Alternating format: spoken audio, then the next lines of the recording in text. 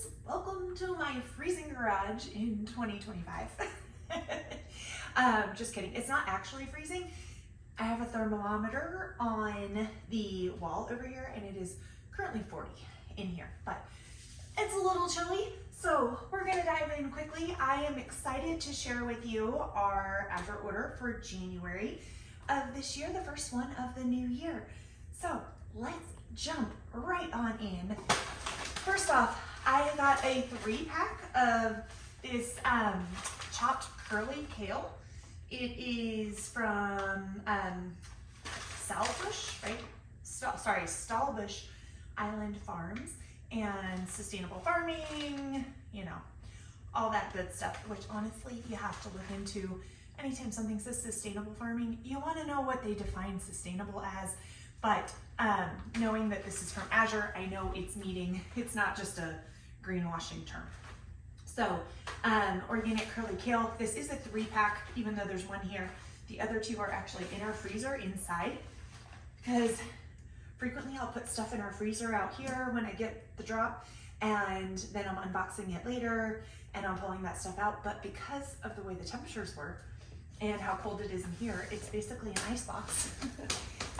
Old school refrigerator out here, so I just left all of the refrigerated stuff out here that needed to be kept cool, and I put the frozen stuff in the freezer. But that was all we got that was frozen. So just the 3-pack of the chopped curly kale. Figured that would be really easy to toss into some soups and that sort of thing. I am not a big fan of, on the regular, adding kale to smoothies or that sort of thing, only because of the oxalate content that is in kale, and that is reduced when you cook it. So the thing is with oxalates, you don't know whether you're sensitive to them or not until you have a lot of kidney stones. So we don't want to risk it.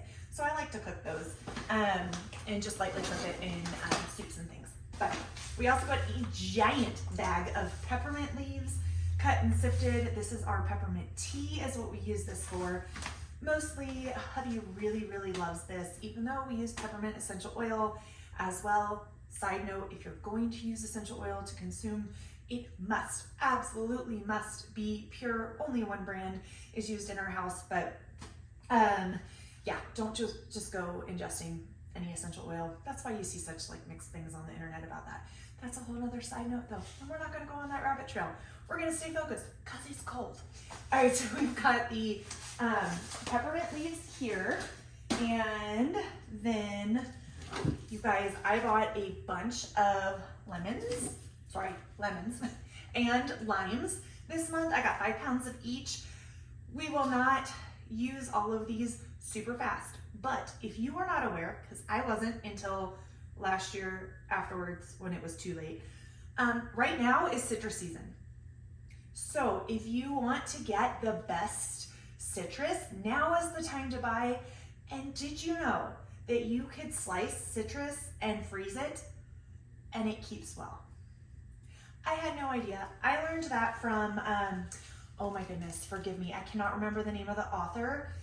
Fresh Eggs Daily is her cookbook and her blog, both of them Fresh Eggs Daily, but I was reading through her cookbook last year and she talked about freezing citrus in season, and I was like, shut up, this is a thing? I had no idea. So we're gonna do that this year and take advantage of that. Of course, those are organic. Did I say that? Organic lemons and limes. Be sure you're getting yourself organic, friends, especially if you plan to use the zest. Okay, next up, 5 pounds of baking powder, non-GMO, of course, aluminum free. You want aluminum free baking powder because yes, sadly, aluminum, you know, the stuff that like foil's made out of, it finds its way into many baking powders. So you want to make sure it is labeled aluminum free, but ours, we're just running low on baking powder. So I want to restock that. Then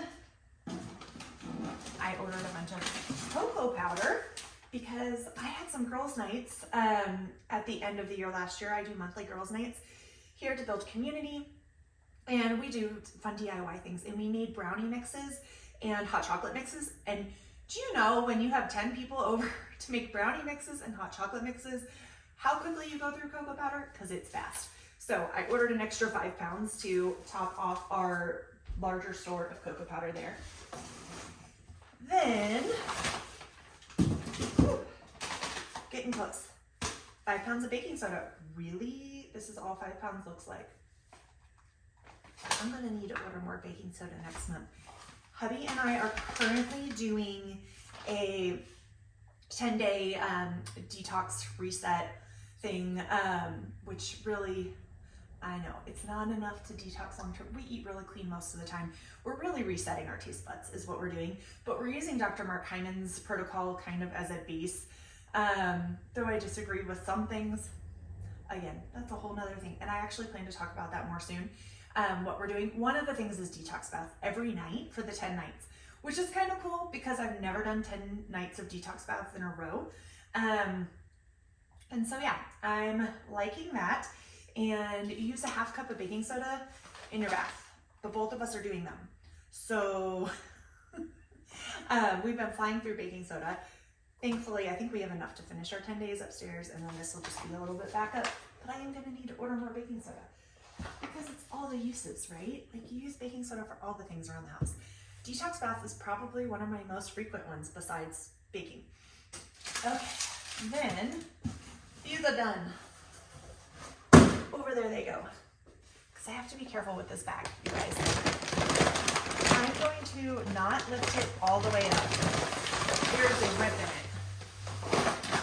Okay, so this bag, and it's already starting to shed a little bit. I need to get this, I actually need to get it in a bucket. Because I don't think putting it in the freezer is going to be a good idea.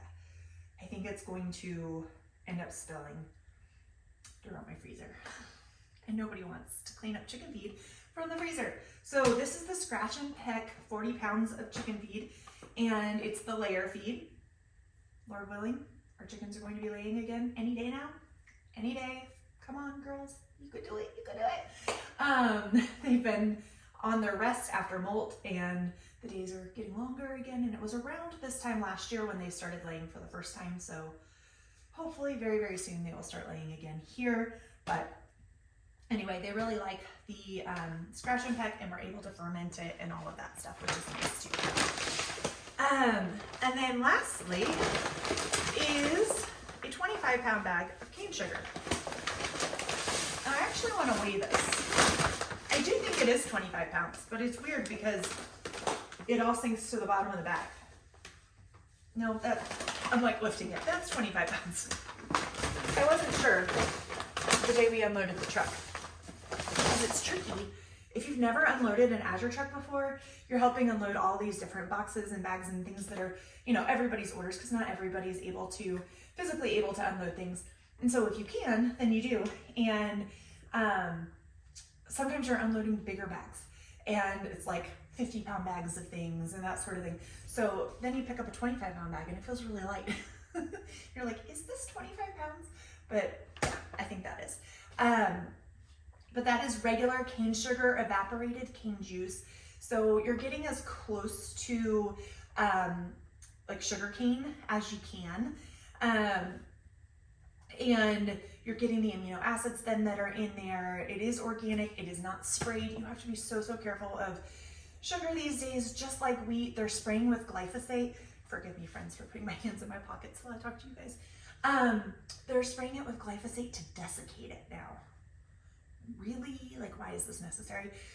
So you want to make sure you're getting your sugar from somewhere that is verifying that they are not spraying with glyphosate before packaging. So Azure is doing that. They are verifying that it's not getting sprayed. And so that's where we buy our cane sugar from. Uh-oh, there goes my light.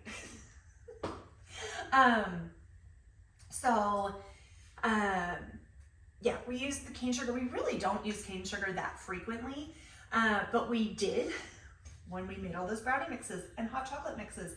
We went through a lot. And so that's one of the things I really like to make sure we are stocked up on for emergencies and that sort of thing, whether we're using it ourselves or whether it's something for bartering, you know, any of that. So it's a good preparedness thing just to have on hand is some cane sugar. So that is our January order, my friends.